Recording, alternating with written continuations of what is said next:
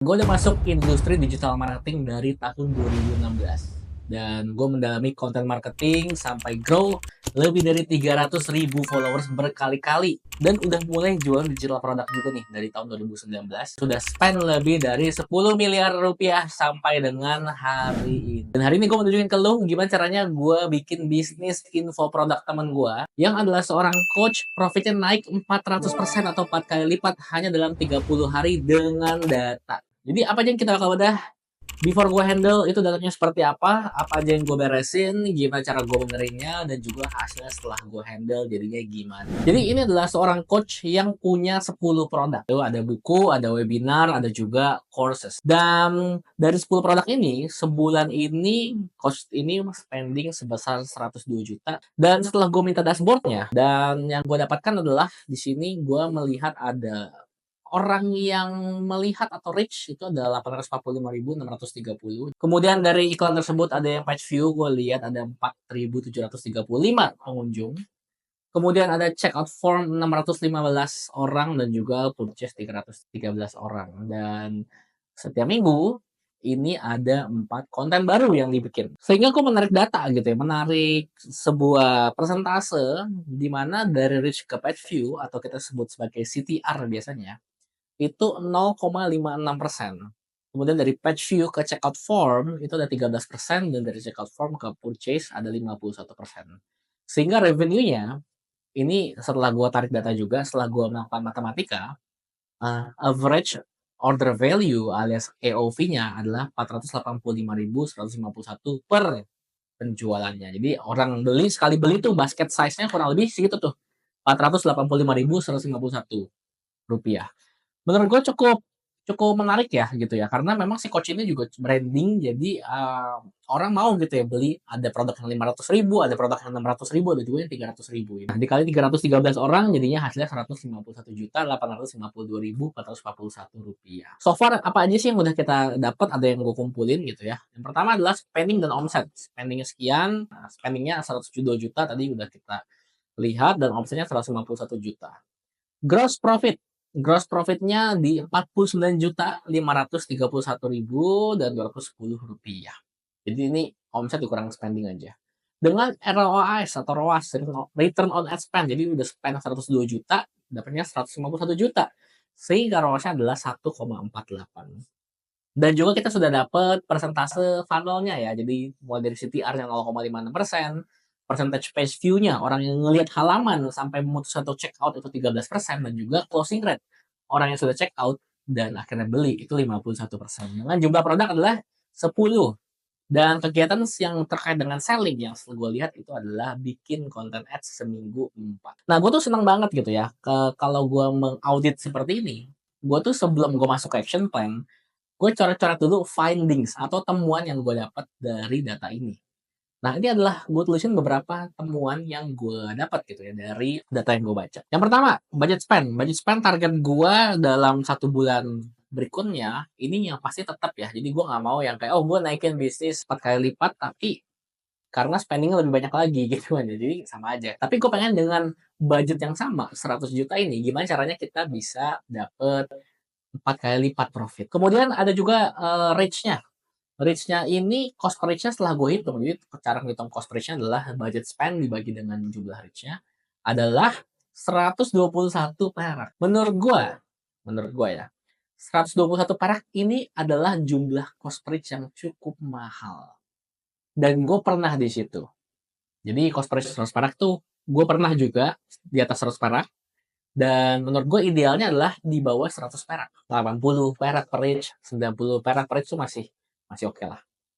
Kemudian dari segi CTR 0,56%. Nah, ini gue nggak tahu ya. Menurut gue kalau lu ngikutin konten gue gitu ya mengenai konten ads, karena gue sering banget konten tentang cara bikin konten ads. Harusnya minimal banget menurut gue dapat 1% tuh pasti dapat. Jadi gue sangat pede untuk bisa naikin CTR-nya.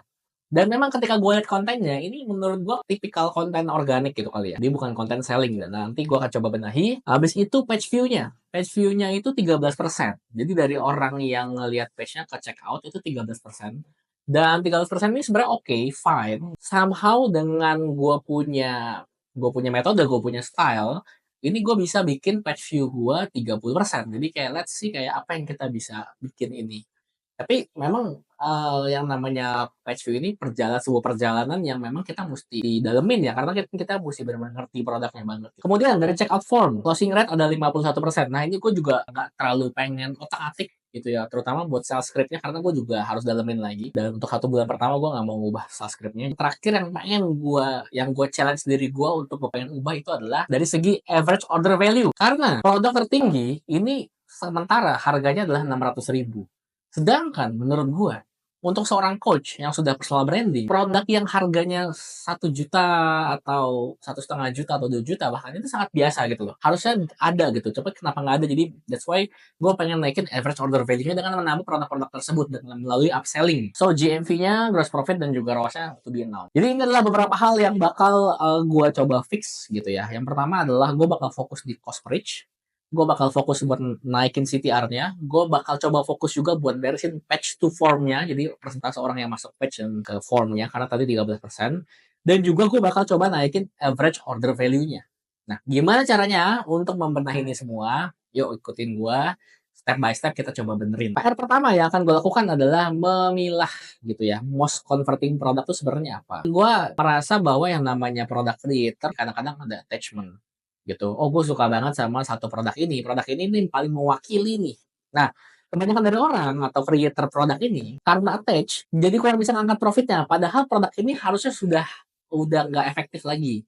Katakanlah kayak gini, iPhone kalau maksain iPod, oh iPod ini the best nih, bisa buat lagu, bisa dibawa kemana-mana. Nah sampai sekarang kalau masih digas, gue nggak tahu sih kayak masih ada demand atau enggak. Maksud gue gitu loh, kayak iPhone aja mau beradaptasi gitu ya bahwa oh iPod-nya kita matiin aja, kita ganti yang lain, kita develop iPhone atau tab atau chip atau apapun itu. Jadi ini bukan tentang apa yang lu suka, tapi ini tentang apa yang market suka. Harus diingat seperti itu. So, gimana caranya gue pilih most converting product dengan cara quantitative evaluation saja. Nah, yang pertama kita ada product name. Yang kedua, gue tuh sering banget ketika gue launching produk tuh pasti gue catat launch date-nya kapan.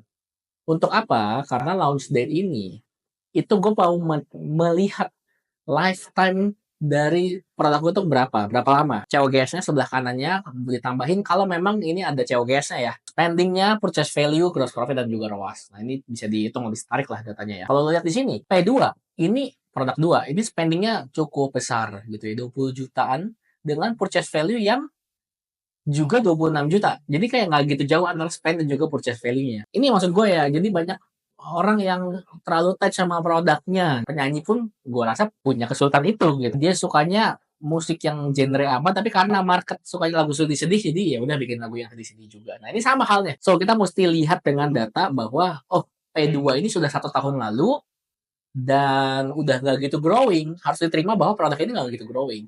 So, bikinlah produk baru atau fokus sama produk-produk yang lagi high margin dan juga growing. Seperti misalkan yang P1 nih, P1 ini masih growing banget menurut gua. Apalagi yang P3 yang baru launching 2 minggu lalu. Kemudian, pemilihan produk udah beres, kita udah diskusi. PR kedua adalah menurunkan cost per reach. Jadi, kita perlu tahu dulu nih, sebenarnya apa sih yang mempengaruhi murah dan mahalnya kita bayar untuk satu reach. Nah, pertanyaannya juga kadang-kadang gini ya, kenapa gue pilih reach dibanding impressions? Jadi kalau impressions itu kan orang yang sekali ngelihat kita punya konten, kadang-kadang dia mungkin nge-likes, kadang-kadang komen, nah itu dihitung 2, sama ngelihat 3 jadinya. Menurut gue gak gitu tajam gitu, mendingan menurut gue ya udah disamain aja, dia lihat, habis itu dia beli apa enggak. Nah apa yang mempengaruhi murah mahalnya? Inilah yang mempengaruhi. Targeting dan juga bidding. Nah lu tinggal ingetin nih, oh targeting ini ada 3 nih, ada demographic, placement, sama age dan gender. Nah kalau bidding ada 4, entah itu algoritma nih, kadang-kadang kan si Facebook suka bikin algoritma baru ya. Sekarang yang terbaru apa, ASC Plus atau Advantage Shopping Campaign, itu yang terbaru. Jadi coba aja gitu. Manual bidding ini juga udah cukup lama. Terus budget as bidding nanti gue jelasin sama attribution setting. Nah jadi dari segi targeting, gue bakal bahas targeting dulu. Targeting ini bisa lu pilih yang narrow, relevan tapi agak jauh, ataupun broad. Nah, maksudnya gimana? Narrow, katakanlah gua menjual sebuah produk relationship. Gitu. Jadi narrow ini adalah orang yang suka relationships, habis itu gua divide further, habis itu dan gitu ya, orang-orang yang suka baca buku dan orang-orang yang juga lagi single. Jadi sangat narrow. Yang kedua, bikin targeting dengan yang relevan tapi masih agak jauh. Gitu. Contohnya gini, orang yang relationship itu kita lihat orang-orang itu juga suka K-pop. Karena kenapa ya kita lihat followingnya banyak-banyak artis K-pop nih orang-orang yang memang di target market kita. Tinggal aja followingnya apa, habis itu ya udah digas gitu. Nah, berarti nggak usah narrow, kita bikin targetingnya K-pop. Habis itu interestnya, bro, no interest. Nah, ini juga bisa dicoba. Si Facebook ini bisa mencari sendiri. Kita tuh targetingnya pengennya kemana. Kemudian dari segi bidding, campaign budget optimization. Cobain K-pop, campaign budget optimization. K-pop, ad set budget optimization. K-pop, ASC plus. Nah, satu lagi, vintage audience targeting. Harus rajin ngulik. Karena ketika kita dikasih algoritma baru sama si Meta ini, seringkali kalau kita coba hasilnya tuh biasanya dikasih yang bagus. Karena mereka pengen orang-orang pakai si algoritma barunya itu, makanya dicoba, dikulik. Manual bidding, ini juga penting gitu buat dicoba. Jadi budget gede, habis itu biddingnya 3 kali lipat sampai 10 kali lipat dari harga produk. Contohnya harga produk lu 100.000. Ya udah di bidding aja 300.000, bidding lagi 400.000, bidding lagi 500.000 sampai 1 juta. Budgetnya berapa? Budgetnya dibikin gede juga, 500.000, 1 juta itu boleh juga. Nah, tapi ada juga budget kecil, biddingnya sama nih gede. Budgetnya kecil, di bawah 100.000 bahkan. Tapi biddingnya gede, 300.000, 400.000, 500.000. Ini kan artinya kan kita disuruh cocok-cocokin nih. Nah, kemudian bidding yang berikutnya adalah budget as bidding. Jadi kita pakai automatic aja. Automatic, semuanya automatic. Tapi yang diubah itu adalah cuman budgetnya doang. Budgetnya ada yang 100.000, ada yang 120.000, ada yang 150.000, ada yang 200.000. Nah, ketika di hari itu ternyata yang 150.000 lagi bagus budgetnya, ada pembelian, diduplikat yang banyak, duplikat di hari itu juga. Nah, ini juga boleh nih budget sebagai biddingnya kita. Attribution setting itu juga boleh tuh 1D atau 7D itu ada di level ad set ya. So ini tuh perlu dikulik guys di dashboard kalian. Ini cocoknya yang mana? Apakah targeting yang broad ataukah targeting yang narrow atau yang mainnya relevan tapi agak jauh? Atau apakah cocoknya biddingnya yang CBO, ABO, atau Advantage Shopping Campaign? Nah, karena sepengalaman gue memang setiap dashboard itu bisa beda-beda gitu kebiasaannya. That's why algoritma si Meta itu namanya adalah multi-arm bandit. Ini udah masuknya ke data science. Tapi anyway, yang mau kasih tahu adalah cocok-cocokin targeting dan juga biddingnya yang rajin. Kemudian setelah kita udah work on cost per reach, jadi ini emang dashboard banget tadi. Nah, yang ini nggak dashboard banget gitu ya. Dimana kita tuh ngomongin CTR.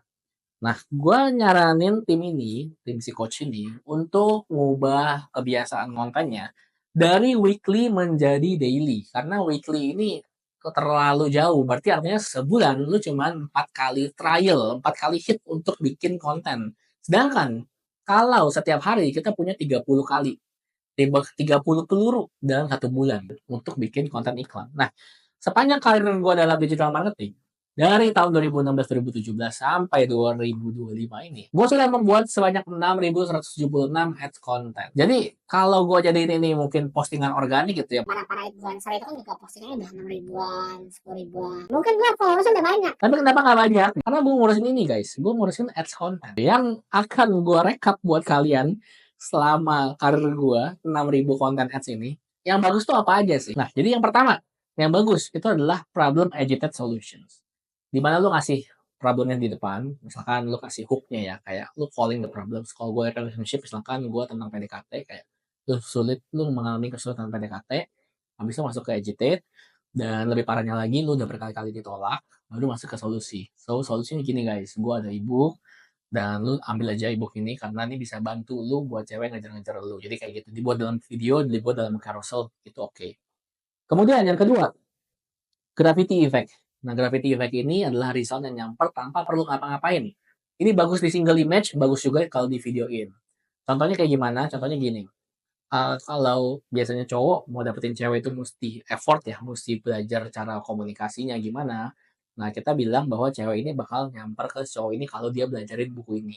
Jadi kita cuma bilang bahwa semesta bakal datang ke lu kalau lu mau belajari lewat buku ini, bukan. Jadi karena kita membuat mereka seakan-akan lu nggak usah ngapa-ngapain lagi, karena tugas lu cuma beli buku ini. Gitu. Jadi nggak usah belajar, nggak usah ngapa-ngapain, nggak usah capek-capek. Semesta atau tujuan atau goals lu yang akan nyamperin lu kalau lu punya buku ini. Gitu. Jadi itu namanya gravity effect. Habis itu yang ketiga adalah lu harus bisa membangun instant trust.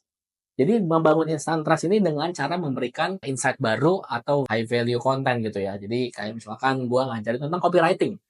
Dan gue akan bilang ini caranya membuat orang beli produk lu di bawah 10 detik. Gue kasih value, cara pertama, cara kedua, cara ketiga, cara aplikasinya seperti ini, dan gue closing, so semoga bisa lu terapin juga.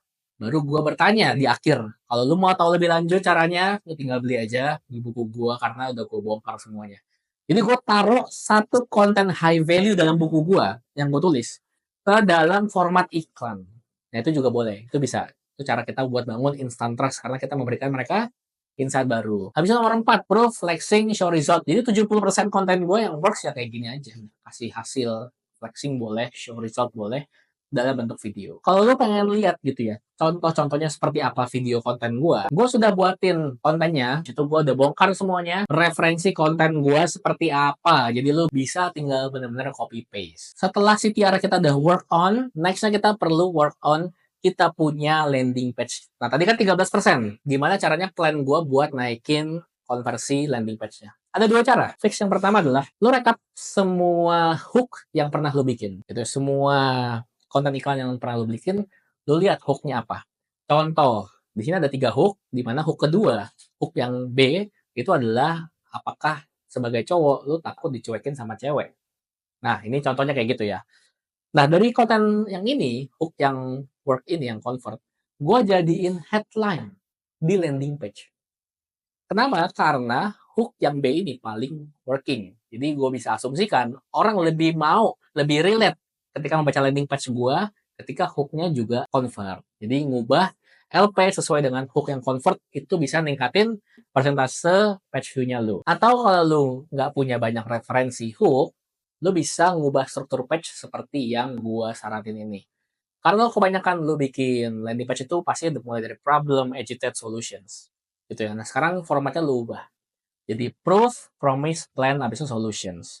Nah, proof ini seperti apa? Contohnya gua tadi masih ngomongin tentang relationship ya. Langsung aja kasih proof. Gue berhasil bikin 5 cewek naksir di saat yang bersamaan dengan cara ini. Kasih promise, habis itu dan gue yakin lu bisa terapin juga karena cuma butuh 3 step doang. Kasih janji. Habis itu kasih plan-nya.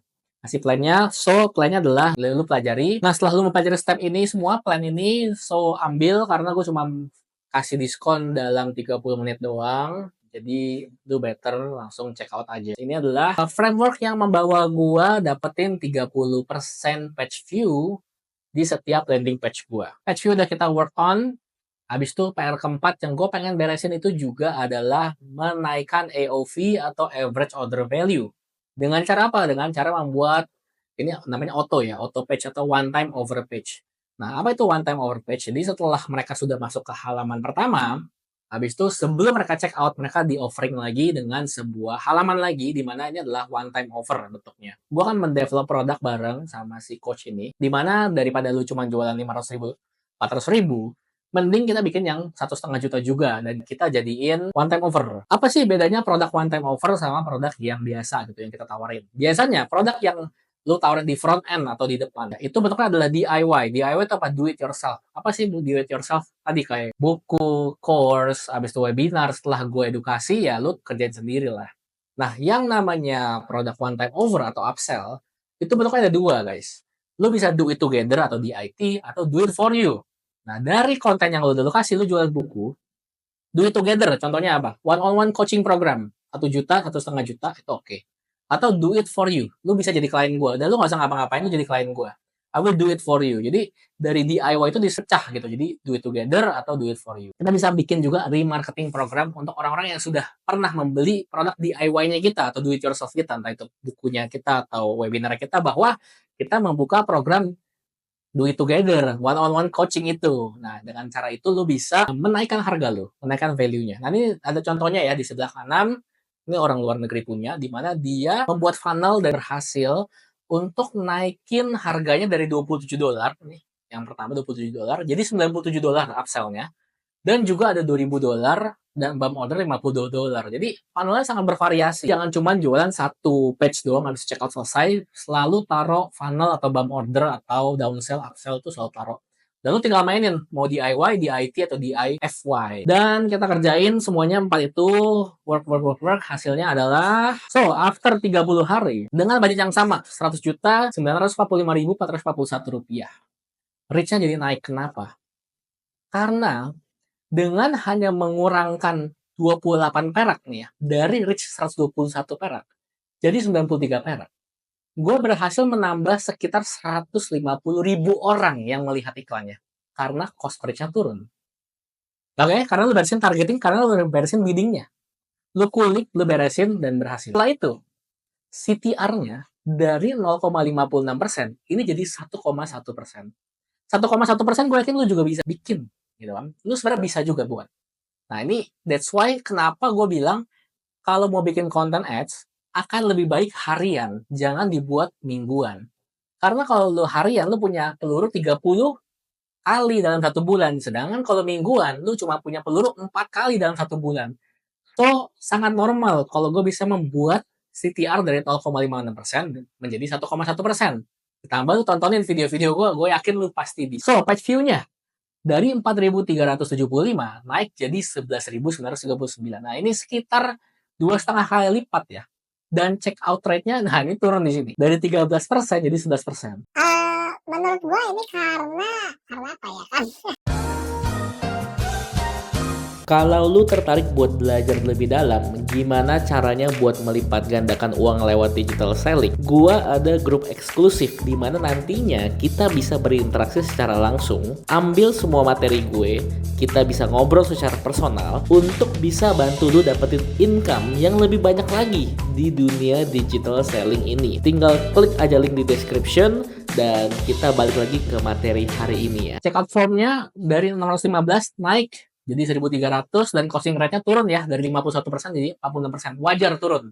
Kenapa? Tadinya nggak ada halaman upselling. Jadi abis mereka beli produk langsung langsung check out. Sekarang ada halaman upselling, wajar turun jadinya 40%. Tapi apa?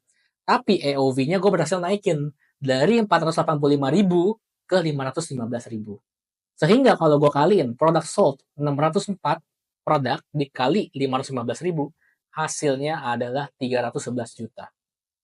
Oke, dengan budget yang sama 100 juta, gross profit-nya naik 4 kali lipat jadi 210 juta rupiah. Dan ROAS-nya dari 1,4 jadi 2. Dan ini ROAS 2 ini sebenarnya nothing special.